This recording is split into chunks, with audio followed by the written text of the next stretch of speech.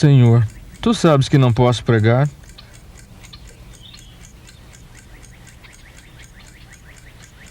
Bom, se tu mostras o caminho, é dizer, se tu mandas um convite para que eu pregue, então, Senhor, irei.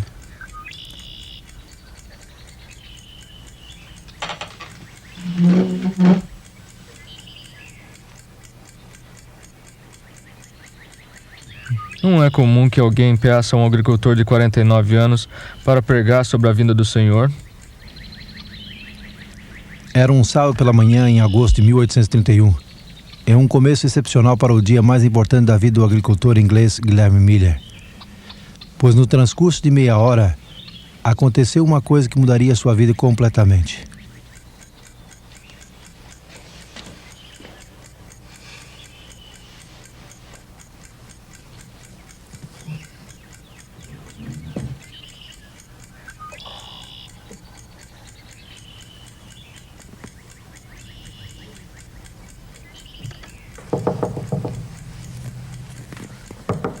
Entre.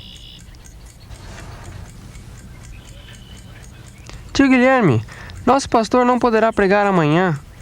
Papai me mandou para pedir-lhe que venha e nos fale sobre o que o senhor esteve estudando na Bíblia, sobre as profecias e a segunda vinda de Cristo.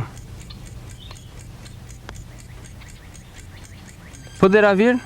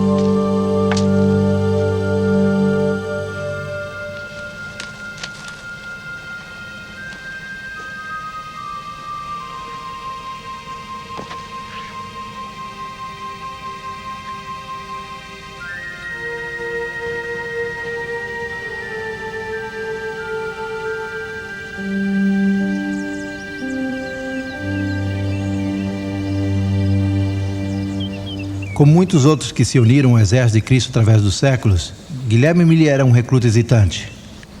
Mas esse modesto agricultor de Nova York chegaria a exercer grande influência na vida de milhares e milhares de homens e mulheres ao redor do mundo. Pois ele foi ao campo como agricultor e regressou transformado num pregador. Mas a história de Miller não começa realmente no campo. Coisas que aconteceram na antiga cidade de Roma também tiveram parte.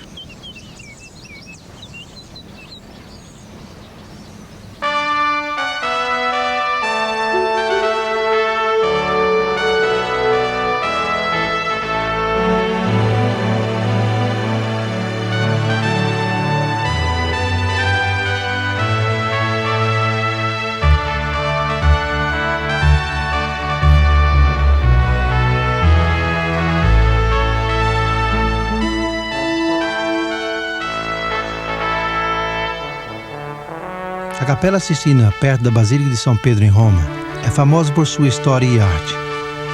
Construída pelo Papa Sisto IV em 1473, é o lugar onde os cardeais da Igreja se reúnem para eleger um novo Papa. Em suas paredes e tetos, podem ver-se estas suntuosas pinturas das cenas e dos personagens do Novo e Velho Testamentos.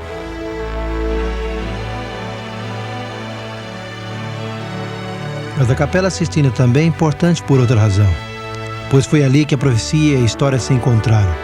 Miguel Ângelo nunca imaginou, quando pintou a figura de Daniel, no teto no começo do século XVI, que uma das profecias de Daniel se cumpriria quase 300 anos mais tarde.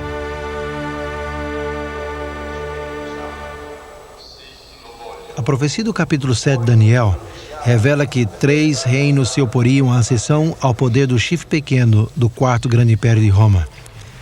Daniel disse que quando esses 3 reinos fossem dominados, o povo de Deus seria entregue nas mãos do pequeno chifre, por um período de 1260 anos. Mas como se cumpriria isso? Em 533 d.C., o imperador Justiniano I, soberano civil supremo desta época, proclamou que o bispo de Roma seria o cabeça de todas as igrejas do leste e oeste do seu território. Ao submeter ao Papa toda a autoridade espiritual, Justiniano virtualmente entregou o povo de Deus em suas mãos e colocou a espada civil à disposição do pontífice. Mas o decreto não se executaria enquanto os ostrogodos arianos, o terceiro e último reino que se opunha ao bispo de Roma, governassem a Itália. Seu poder cessou quando as tropas de Justiniano interromperam seu sítio em Roma em 538 d.C. Foi nesse ano que o antigo trono do Império Romano foi finalmente conservado para o papado e o período de sua supremacia eclesiástica começou.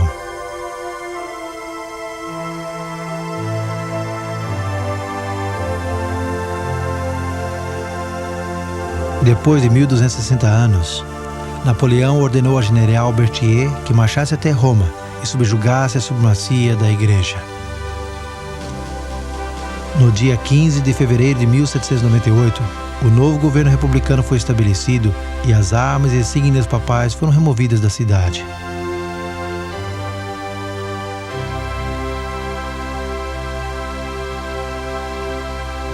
Os acontecimentos históricos cumpriram as palavras da profecia com exatidão.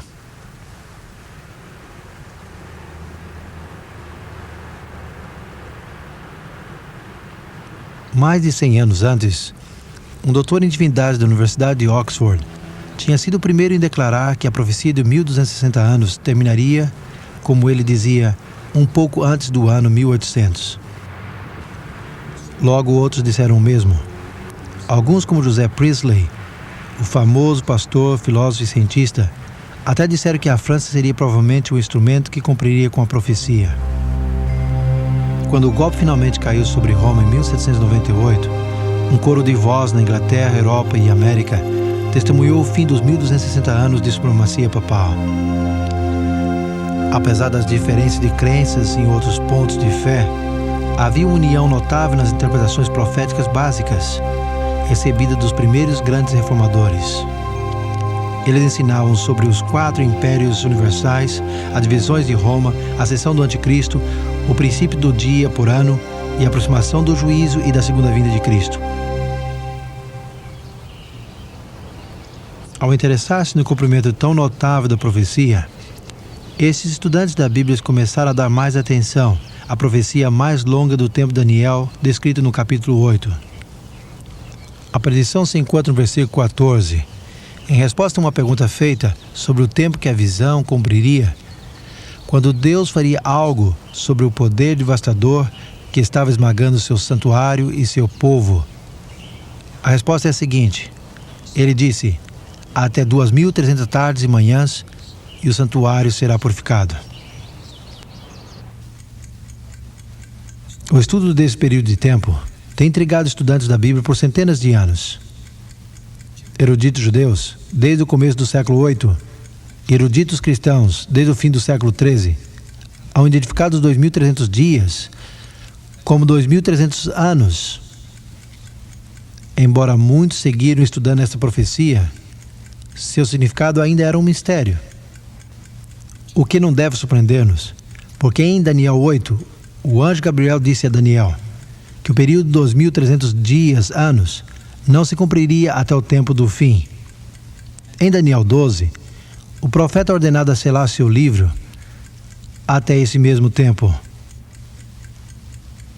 É evidente que o significado da profecia de 2.300 anos não deveria ser entendido claramente, até que o tempo do seu cumprimento se acercasse. Isaac Newton, um dos homens mais brilhantes que já existiu, formulou as leis da gravitação e algumas leis de movimento. Ele também descobriu os segredos da luz e das cores. Mas o que muitos não sabem é que Newton escreveu mais sobre teologia que sobre ciência, pois ele era um grande estudioso das profecias bíblicas. No livro que ele escreveu sobre Daniel e Apocalipse, ele descreve um princípio relevante relacionado com a profecia e seu cumprimento. É um princípio tão importante que Jesus o expressou a seus discípulos 2 vezes na noite anterior à sua morte, se encontra em São João 13:14. No capítulo 14, Jesus disse: Disse-vos agora antes que aconteça, para que quando acontecer, vós creiais. Isaac Newton cria que o desígnio de Deus era que seu povo entendesse as profecias somente quando o tempo do seu cumprimento se apresentasse. E esse princípio profético se apoia nos acontecimentos da história. No tempo em que Roma governava o mundo ocidental, um grande grupo de estudantes contemporâneos da profecia reconheceu a identidade e o destino do Quarto Império Profético. Quando Roma começou a dividir-se, outro grupo de comentaristas escreveu do temor que tinham da ascensão do Anticristo. Quando o pequeno chifre papal revelou seu verdadeiro caráter e identidade, uma grande multidão de reformadores testemunharam do cumprimento da profecia em muitos países. O Espírito Santo esclarece o mesmo em outros lugares com mais clareza, para que não permaneça nenhuma dúvida, a menos que seja obstinadamente ignorante. Isso também foi proclamado no Velho e Novo Mundo, quase ao fim dos 1260 anos.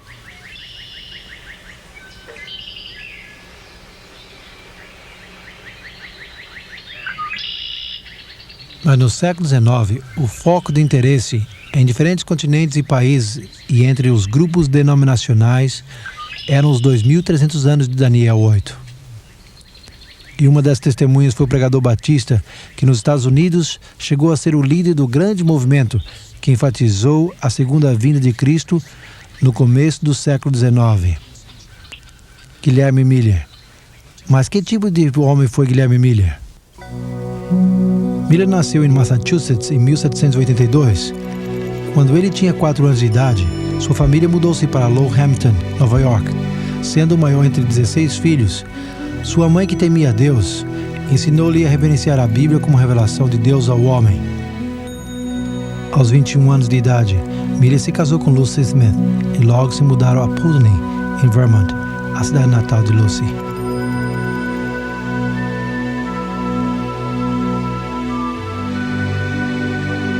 Ao afastar-se da influência religiosa de sua mãe, Miller foi atraído pela filosofia do deísmo, promovida por seus amigos. Para o deísta, Deus é um tipo de autor ausente que não se interessa por sua criação. Por conseguinte, a oração, a Bíblia ou a noção de um Salvador não tem significado. Mais tarde, em seu livro Apologia e Defesa, Miller fez a seguinte afirmação: Cheguei à conclusão que a Bíblia era só uma concepção humana e a rejeitei completamente.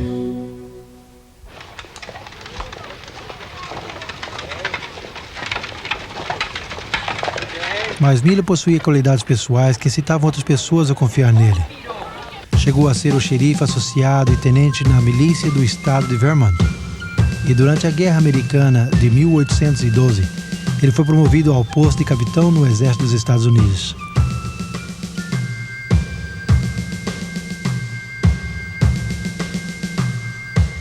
No verão de 1814, ele lutou na famosa Batalha de Plattsburgh, um dos conflitos decisivos da guerra.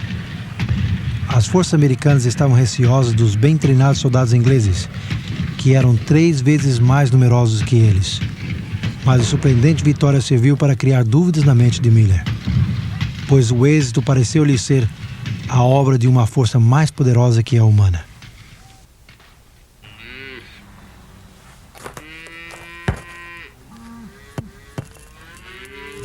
Em 1815, Miller regressou a Lowhampton e edificou esta confortável casa de 2 andares num terreno de 200 acres, perto de um arvoredo de bordos. Apesar de agora crer num ser supremo, ele ainda não cria que Deus havia deixado alguma revelação por escrito. Mas um dia, ao converter-se de sua pecaminosidade, ele começou a perguntar-se como um ser justo poderia salvar os que violavam suas leis. De repente, a personalidade de um Salvador impressionou sua mente com intensidade. Sentiu que poderia confiar na misericórdia mesmo. Mas existia tal Salvador?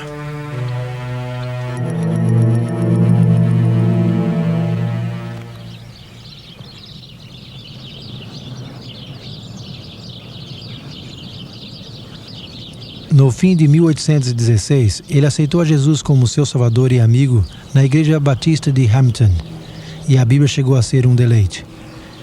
Mas seus amigos deístas foram rápidos em desafiar a sua fé nas Escrituras, como a revelação de Deus.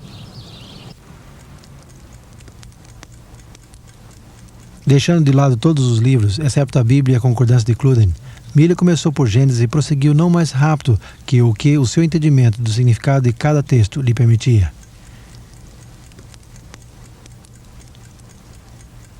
Ele passou 2 anos estudando a Bíblia meticulosamente, uma tarefa tão empolgante que muitas vezes passava dias e noites inteiros estudando. E quais foram algumas das conclusões às que chegou em 1818? Tenho certeza que a Bíblia interpreta por si mesma e que é bastante simples para que todos a entendam. Também estou convencido que deve ser lida literalmente, a menos que exista uma prova clara que o escritor está usando linguagem simbólica. E as profecias do Velho Testamento? Reconheço sua forma simbólica, mas elas quase sempre se cumprem literalmente. Tomemos, por exemplo, o nascimento, a morte e a ressurreição de Cristo. Eles foram acontecimentos literais. As suas profecias foram escritas em linguagem simbólica. E o mesmo acontece hoje. Os sinais dos tempos e a presente condição do mundo são iguais às descrições proféticas dos últimos dias. Estou convencido que este mundo tem chegado aos limites do tempo designado. Cristo Jesus está a ponto de regressar em toda a sua glória. A conclusão de Miller foi interessante, pois era contrária à ideia da segunda vinda, que predominava na maioria das igrejas protestantes desse tempo. Essas ensinavam que o milênio, ou período de 1000 anos descrito em Apocalipse 20, começaria com uma conversão mundial. Isto levaria a um reinado milenário de paz e justiça na terra. Então a segunda vinda de Cristo ocorreria ao fim dos 1000 anos. Embora muitos pensavam, reconhecer os sinais de que o milênio estava a ponto de começar cedo nos 1800, Miller, por outro lado, estava convencido que a vinda de Cristo era iminente e que ocorreria no começo dos 1000 anos.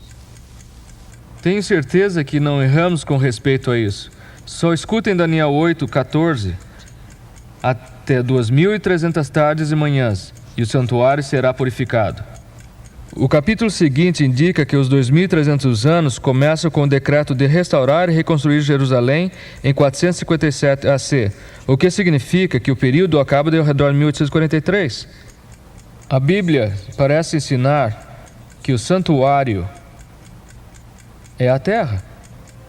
Sua purificação deve ser a purificação de fogo da segunda vinda de Cristo. O que significa que nos 25 anos o mundo chegará ao seu fim e Jesus virá. De fato, Miller passou os próximos 13 anos examinando e reexaminando os argumentos a favor e contra a sua crença. E todo o tempo sua convicção crescia, em que ele tinha o dever pessoal de comunicar suas conclusões ao mundo. Quando os anos de investigação finalmente eliminaram toda a dúvida, o temor de falar em público se fez presente.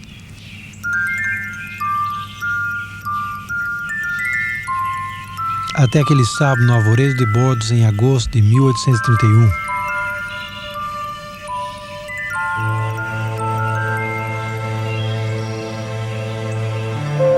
Miller acompanhou seu sobrinho Ivan Gifford à casa dos Gifford em Dresden. Considerando a falta de confidência de Miller, seus parentes convidaram os vizinhos à sua casa aquele domingo, em vez de ir à pequena igreja batista.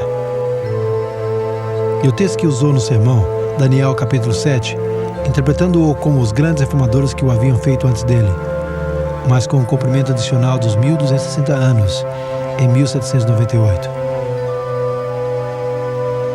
Foi o sermão de John Knox sobre Daniel 7 em 1547 que iniciou a reforma na Escócia. Mas agora Guilherme Miller avança um passo mais. Ele acrescenta uma interpretação dos capítulos 8 e 9 de Daniel para iniciar o grande movimento do advento no Novo Mundo.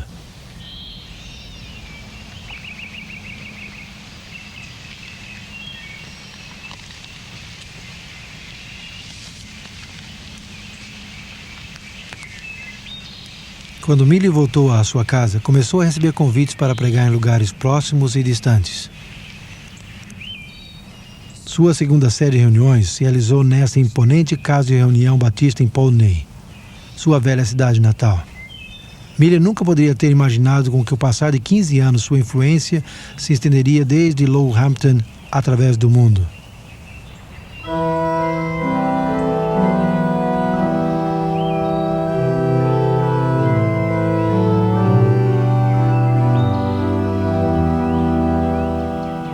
Embora Millie tivesse chegado às suas conclusões pelo estudo pessoal das Escrituras, suas opiniões não eram completamente novas. Antes que ele publicasse este livro de dissertações em 1836, já haviam outros 75, dispersos pelos 4 continentes, que anteciparam seus descobrimentos. Apesar de suas diferenças culturais e denominacionais, eles concordaram essencialmente que os 2.300 anos se cumpririam na década de 1840. Portanto, a advertência do juízo vindouro e o breve regresso de Jesus Cristo se deu tanto no Velho como no Novo Mundo.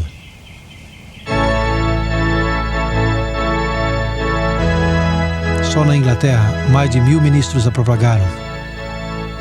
Na Suíça, onde era ilegal pregar em favor da igreja estabelecida, as crianças proclamaram o breve advento de Cristo. Nos Estados Unidos, a mensagem de Millie foi ouvida nas principais cidades da nação. Cristo vem, sua vinda é eminente. Estás preparado para encontrá-lo? Ministros de muitas denominações, convencidos da veracidade da mensagem de Millie, se uniram a ele na proclamação.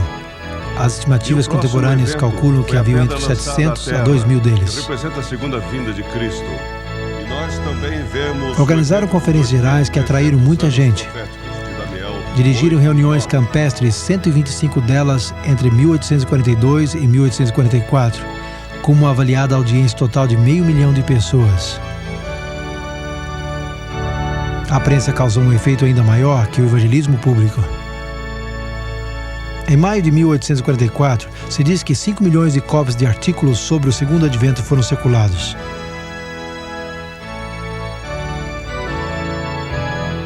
Os pregadores mileritas estavam alertas a qualquer meio disponível para fazer sua mensagem clara e simples.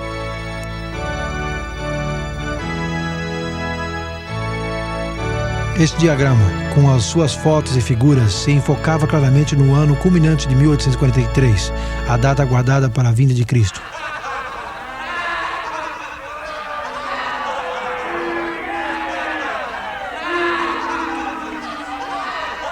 Mas nem todos levaram esses pregadores a sério. Um legislador introduziu um anúncio para adiar o fim do mundo até 1860. Outro ofereceu reservas de lugares por $200 para fugir num balão. Millie sempre havia hesitado em fixar uma data exata. Mas à medida que o ano de 1843 se aproximava, ele foi compelido a ser mais específico. Porque o ano sagrado dos judeus começava na primavera, o ano 2300, contando desde a primavera do ano 457 AC, terá que cumprir-se entre as primaveras de 1843 e 1844. Mas a primavera de 1844 passou e Cristo não veio. Buscando a solução do problema nas Escrituras, os milheristas encontraram a parábola das 10 virgens em Mateus capítulo 25. No versículo 5 leram a frase, e tardando o noivo, evidentemente haveria uma demora. Então eles esperaram até agosto de 1844, quando se deu uma revelação excepcional. Nas reuniões campestres de Exeter, New Hampshire, Samuel Snow, um pregador milherita, eletrizou seus ouvintes. Ele primeiro indicou que, segundo Esdras 7, o decreto para reconstruir Jerusalém, o qual iniciou os 2.300 anos, não começou até o outono de 457 a.C. Portanto, os 2.300 anos teriam que terminar no outono, não na primavera. Mas qual o dia do outono? Do seu estudo sobre as festas da primavera e do outono dos judeus, no livro de Levítico, Snow concluiu que Jesus viria no 10º dia do 7º mês. Melhor evidência indica que o 10º dia do 7º mês judeu será em 22 de outubro de 1844. Portanto, em menos de 3 meses, o esposo estará aqui para buscar a sua esposa que o espera. Não é tempo de escutar o clamor da meia-noite? Eis que o esposo vem. Ide e recebei-o. As colinas da Nova Inglaterra logo ressoaram com o clamor da meia-noite. Miller foi um dos últimos em aceitar essa data. Mas ele e outros líderes pensaram que, se guardassem silêncio, estariam opondo a obra do Espírito Santo.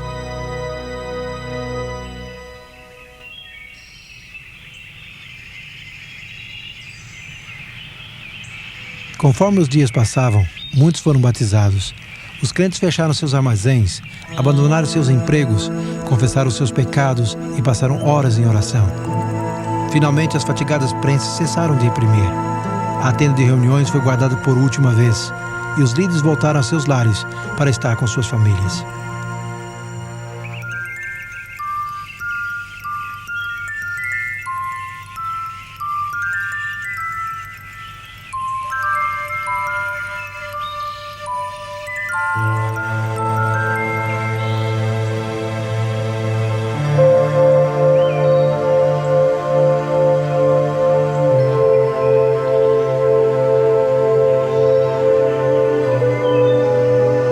Outubro é outono na Nova Inglaterra.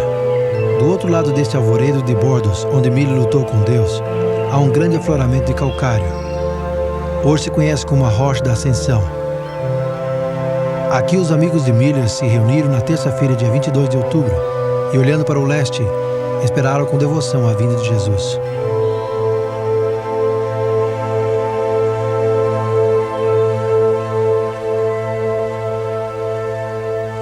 Por todo o país, dezenas de milhares de adventistas, como se chamavam agora os seguidores de Miller, se reuniram nas igrejas, tendas e lares.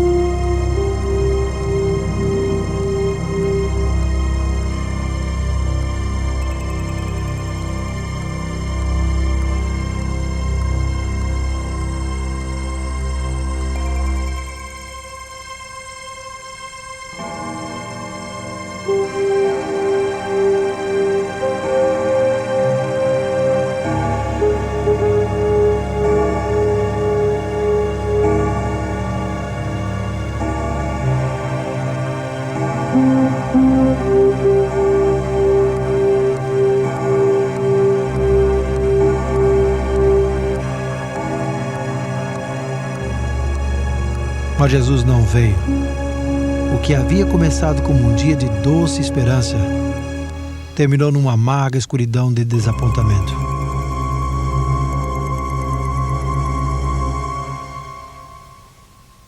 Nos dias e semanas seguintes, a humilhação, confusão e dúvida ameaçaram submergi-los. Inevitavelmente, o ímpeto ativo do movimento do Advento cessou abruptamente. Alguns desistiram.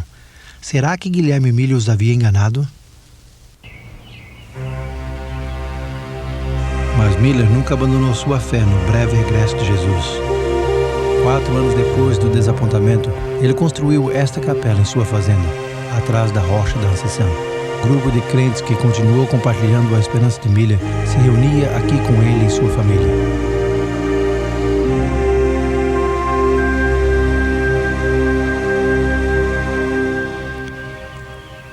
Miller tinha razão em ensinar que Jesus viria outra vez. O Novo Testamento se refere a isso mais de 300 vezes. E ele tinha razão em dizer que todos se preparassem para a vinda de Jesus. Afinal de contas, Jesus, Paulo, Pedro, João e os cristãos através dos séculos disseram o mesmo.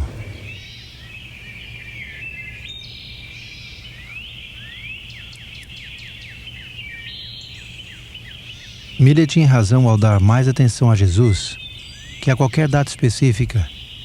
E ele tinha razão ao declarar que os 2.300 dias são 2.300 anos. Pois ao estabelecer esse princípio de dia por ano, ele se alienou com muitos estudiosos eminentes da Bíblia de 2.000 anos passados. E ao declarar que os 2.300 anos se estenderiam até a década de 1840, Miller foi só um entre os milhares de estudantes contemporâneos da Bíblia que criam o mesmo. Então qual foi o erro?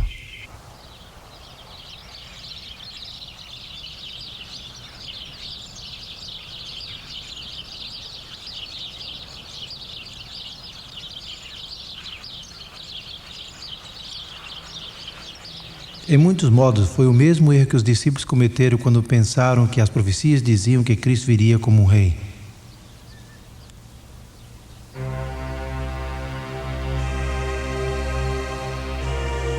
Não foi o erro de um excêntrico irracional ou o imprudente cálculo de um fanático, senão um honesto, mal entendido significado da frase do Velho Testamento onde menciona a purificação do santuário.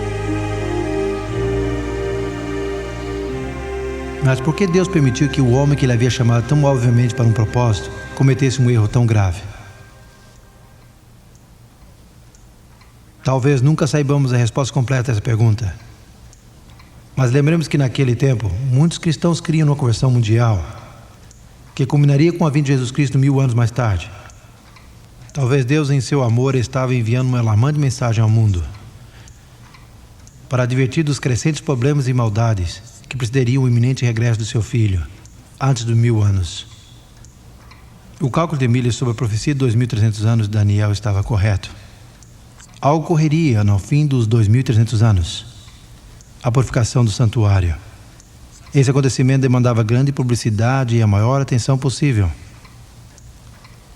Mas o significado e o propósito do mesmo seriam descobertos por muitos.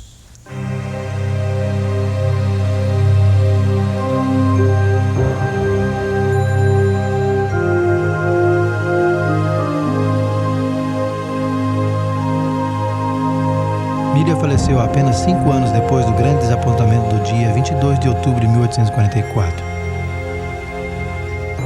Pouco antes de morrer, Miller escreveu esta carta inacabada. Prezado irmão, não posso abster-me de escrever uma ou duas palavras, embora não possa ver. Tudo está correto. O esposo vem, não há dúvida. O rei terá que vir. Levantem suas cabeças, animem-se, sejam crentes em vez de infiéis. Logo veremos aquele a quem houvemos buscado e esperado.